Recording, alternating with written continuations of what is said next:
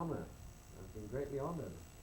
I've had an award in Maryland, an award in Toronto. Look, we're not giving you a pig, okay? Award in Dallas. I really want to donate something back to them, you know, in memory of Python starting in Dallas. Yeah, it was our first, Okay, ERA's done. market for Python TV shows in Dallas. I believe you. Yeah, this is where it all began. Really? First people to pick it up was the first guy was Ron Channel DeVito. 13. Channel 13 Channel did it? 13 here. He wrote a couple of, it's a great story. He was in New York seeing the BBC's output and they showed in all their various shows and he was saying, "You have nothing else, no comedy." And he said, "No." So he went to go back to Dallas and it's downpour. And he was going to walk around New York with some shopping, obviously he couldn't, so he went back to the place that just come from the BBC and said, "Listen, I've got a couple of..." Have you ever heard of Barry Humphries, an Australian comedian? That's this wonderful drag act. He becomes totally the character, and he has these gladioli, which are the Australian national flower. And at the end of the performance, he throws them to the audience, sings this song. No, I don't know that these him. gladioli. I know Very funny Australia. man. I Oh, wonder wow. how Barry I Humphries. missed him when I was in Australia. Plays a character called Edna Everidge, and he just becomes this woman totally, you know. He has a husband, Norm, who's always in hospital somewhere in Sydney, some problem. It's a great act. And she throws gladiola. Then she throws gladioli at the audience. What am I doing here talking about Barry Humphries? Nothing to do with the missionary. Oh, Michael, if I may start this interview. Yes, well, please try, because I won't be able to. Oh, dear. By welcoming you to Dallas and to Texas, and as a Monty Python fan of long standing, I have just been intrigued to find out from you as we were beginning this interview that Monty Python started in the U.S. right here in Dallas. Tell me the That's story. right. Well, it's a great tale. I start right at the beginning. A man called Ron DeVilliers, who ran Channel 13 here in Dallas, was in New York doing his sort of monthly round of shopping for new material. Went to see the BBC, from whom, as you know, PBS get a lot of their output. And they showed him various shows. He said he was looking for comedy. They showed him various things that were around, but not Python. He bought what he wanted, which wasn't much, and left to do some shopping around New York. And there was an absolute downpour. The rain came down, and he obviously couldn't do any more shopping. So he went back to the BBC and said, "Look, I've got a couple of hours to kill. Have you anything at all?" And they said, "Well, you know, it's a wildlife program about badgers." Or he said, "You know, comedy, nothing else." He said, "Well, the BBC said there's an experimental show about Monty, Anaconda or something like that. But you won't want to see that." And he said, "Well, there's nothing else to do. I've got 2 hours, just let me see one." And he saw them and he felt they were worth the try on the station. In fact, he his words were they were absolutely incredible. He could not believe what he'd suddenly stumbled upon.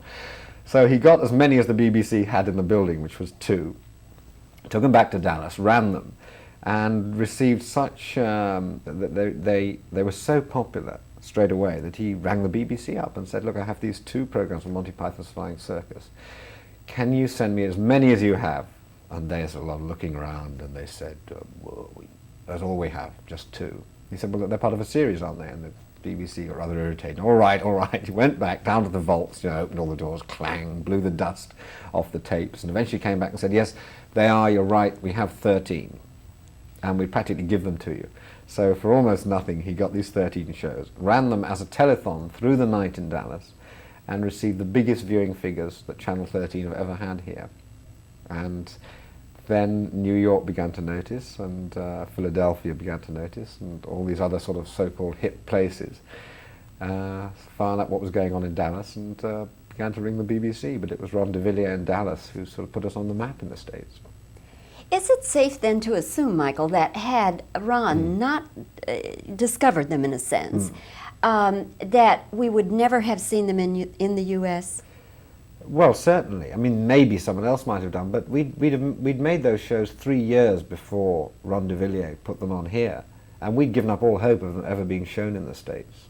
We'd actually made our first movie was called "And Now for Something Completely Different," which was a collection of our sketches made for the cinema, and that was an attempt to get over this problem of selling product to the States, because the commercial channels here wouldn't touch Monty Python because it was rather controversial. but the movie hadn't worked really well, and you know, we'd given up hope. We'd decided we were just sort of you know, going to be an English phenomenon in England. So, you know, Dallas has got a lot to answer for, I'm afraid. Did it surprise you that Dallas showed this kind of interest? Well, you know, we were surprised, frankly, that America showed the interest, and the fact that it was Dallas, of all the places in the States. I mean, you know, we in England don't know much about America, but you get the feeling that the south of the country is more conservative, and it's going to be the East Coast or possibly the West Coast who are going to pick up on something that's absolutely new. So yes, we were surprised. But it's typical of Python, you know, it always happened the way you didn't expect it to happen, and I think it's rather nice. Now with your films, do you think that you have more fans in this area because of the success of the TV, or can you not even tell that?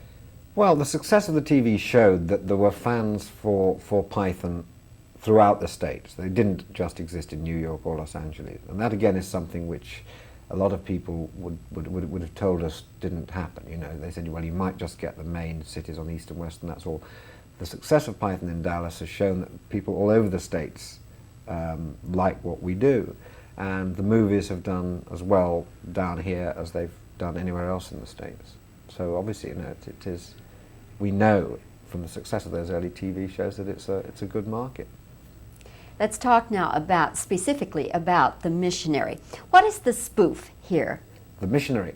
Well, it isn't really. It's an attempt to write a totally original comedy story, and it's set in the Edwardian period, the sort of heyday of the British Empire, and I play this late Victorian hero. You know, I grew a moustache for the part, looked very grand, and I come back to England after 10 years in Africa with these remote tribes to marry my childhood sweetheart, and things start to go wrong. You know, he goes back to the house where she lives, and he thinks she looks absolutely wonderful. He hasn't seen her for 10 years. He thinks she looks marvellous. And it turns out the person he's talking to is the maid, so he's slightly thrown by that. Then his life gets more complicated when the Bishop of London gives him his new job in England, and the new job is the reform of fallen women off the back streets of the East End of London. So he takes it on. He's a little bit worried to start with, but he takes it on, and it rapidly becomes clear that the sort of man he is not the sort of stern, authoritarian missionary figure. I mean, he believes in doing his work by talking to people, getting to know people, making friends, participating, you know, in their lives, which, if you're dealing with fallen women, gets inevitably complicated. Then he finds out that the woman, the richest woman in England, played by Maggie Smith, who is the only woman who will give him money to found this mission, becomes infatuated with him. So he finds himself with 28 fallen women, a lover and a fiancée. And really the rest of the film is the story of his attempt to try and cope with all this and sort of keep all these balls in the air at the same time. And it ends tragically and happily. And it's in a way quite an old-fashioned comedy in that it's got all sorts of elements to it. There's a love story, there's adventure, there's chase, there's a lot of very eccentric English characters in there, which is the sort of, I would say, the Python angle of it. But I hope it's seen as an original, because I don't think there's ever been a film quite like it. You, of course, are starring in it. You are the writer and the co-producer. Yeah. Is this the first time, Michael, that you have done all of this at once on a project? Yeah, yes, the first time I've been quite so greedy. I've done writing and performing. I mean, most of my working career has been writing and performing my own stuff, but usually either in the Python group or with various members of that group, like with Terry Gilliam I wrote Time Bandits, and with Terry Jones I've done Ripping Yarns for BBC Television. But yes, this is the first time that I really wanted to do something which I had as much control as possible. Of course, many of the, as you've just said, many of the members of Monty Python have gone off to do their own projects, or maybe a couple of them will go off to do something. Yeah. Is there a day coming when you will never do anything as a group again? I would have said 5 or 6 years ago, possibly yes, but having done Brian and also the new film, which is not out yet, we've actually only just finished shooting it. We made it this summer. I would say the chances are that we will always come back to do Python. I don't know what time schedule we will use. It may be 4 years, it may be 5 years, because Python's always been a bit of a law unto itself. We've ended up doing things when we felt we wanted to do them, not when someone told us we ought to for some particular financial or commercial reason. But we enjoyed working together on the new Python we made this summer, The Meaning of Life. And I just think that people will, that was nice. It was a good feeling, and I think people will want to experience that again. But as I said, it'll probably be about another 4 years. George Harrison is executive producer. Does he have any creative input into the project? No, I mean, not in this one. In Time Bandits, he wrote some of the songs and the music. But George is really nice. He's the perfect patron, really. He's got quite a lot of money, and he's very, very generous with it. And he only puts his money into things that he thinks he will want. As he said, he'll put money into a film because he wants to see the film, which is a very nice way of doing it.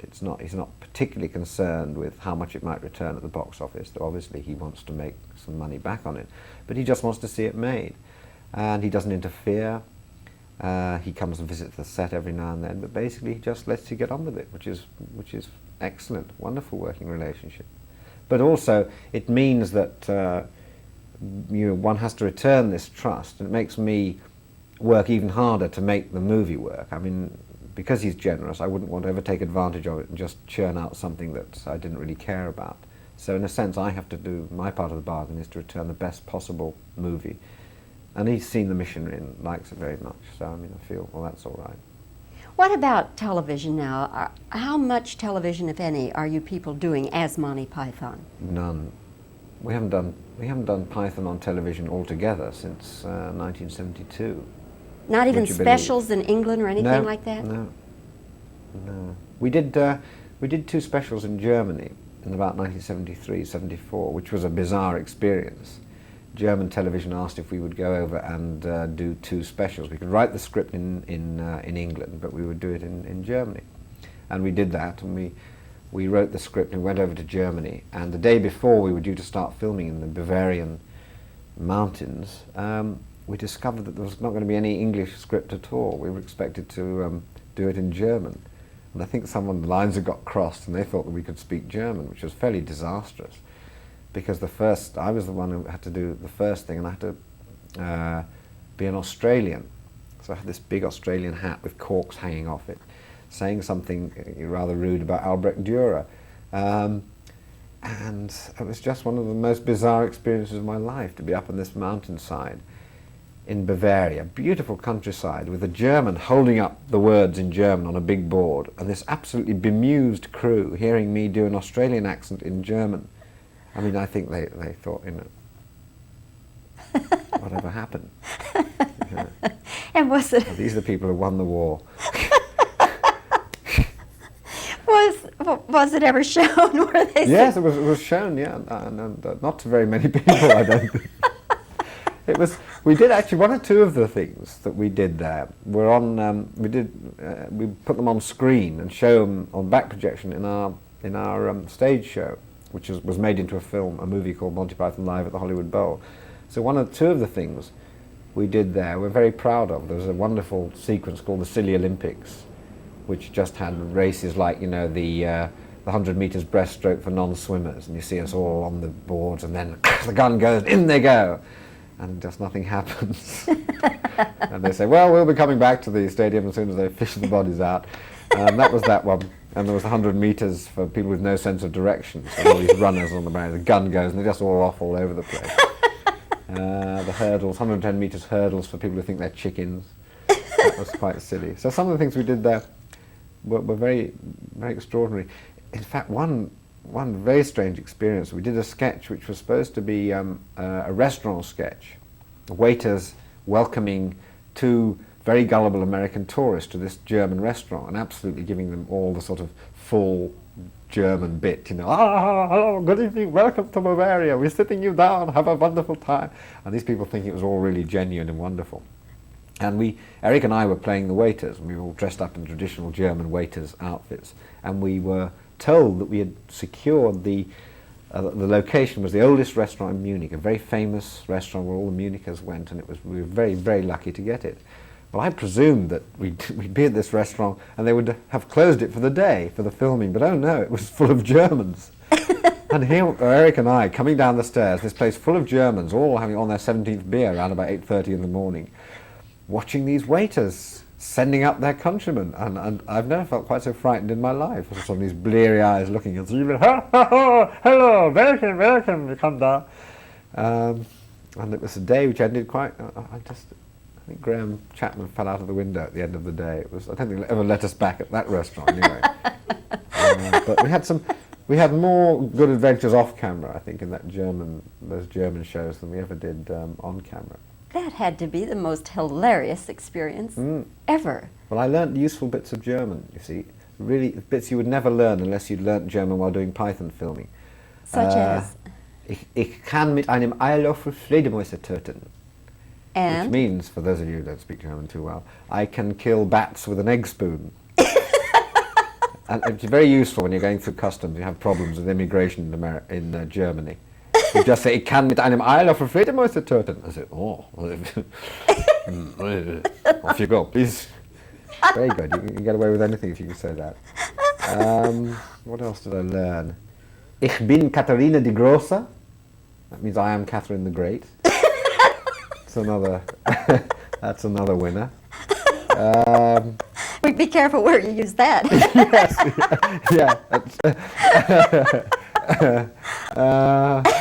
And the lumberjack song. I let you know the Python lumberjack song. You know, cut down trees, I eat my lunch, I go to the lavatory. On Wednesdays I go shopping and have buttered scones for tea. I had to learn that in German. Ich fälle Bäume, ess mein Brot, ich gehe auf das WC. Am Mittwoch gehe ich shopping, kau Kekse zum Kaffee. No word for shopping, you notice, in Germany. They have the same as we have. And I had to learn that. I had no boards for that. I had to actually learn the German just parrot fashion, if you excuse the expression. And I found it really difficult. It took 4 or 5 days before this would just get into my memory at all. And I thought I'm not going to ever be able to remember it.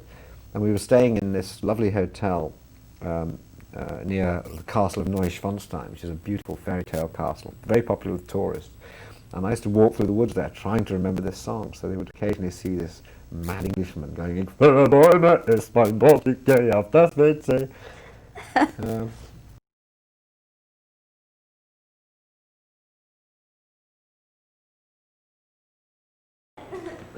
Want to run off bars a little bit first? Oh, okay.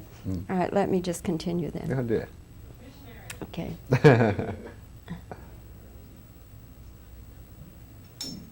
You rolling? Oh, yeah. Okay. Well, Michael, I must tell you, in all honesty, I have not enjoyed an interview so much, and I can't tell you when. Me neither.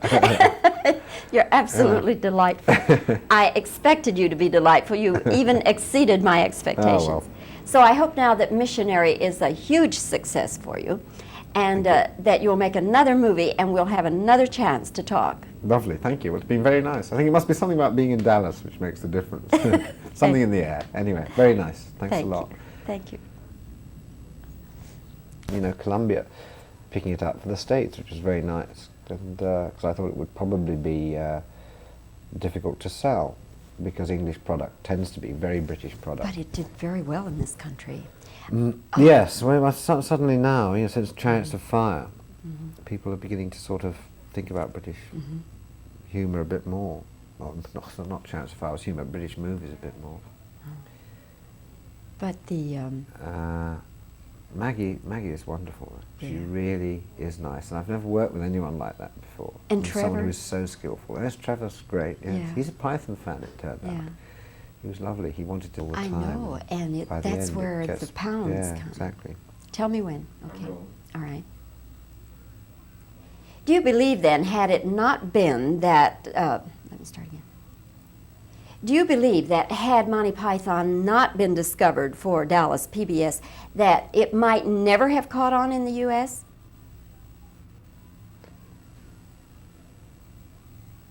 Okay. Let's see. Okay. All right. Okay. You have to be very careful where you say that, don't you? It's start. Your mascara will go again. All right, let me do some reactions right here then. Okay. You laugh. I'll do some German voices again. Yeah, drinking beer in Bavaria. We're getting ourselves tanked up in Bavaria.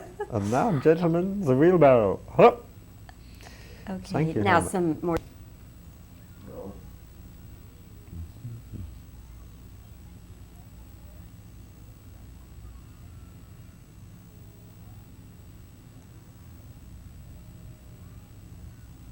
Okay, then with so many of you Monty Pythons doing separate projects, is the time coming when you won't ever do anything together? No, I think after what we've just done this summer, which is actually to get a Python movie together, it's very, very likely that we will continue to make them, but at a That's good. fairly Okay. long period. All right. Does George Harrison have any creative input into the project? Not really. He did on Time Bandits. He did the music for Time Bandits. But generally speaking, no. He lets us have carte blanche to do what we want to do, provided he's just, provided he likes what That's the good. project is in the That's good. beginning. Okay, I believe that we can work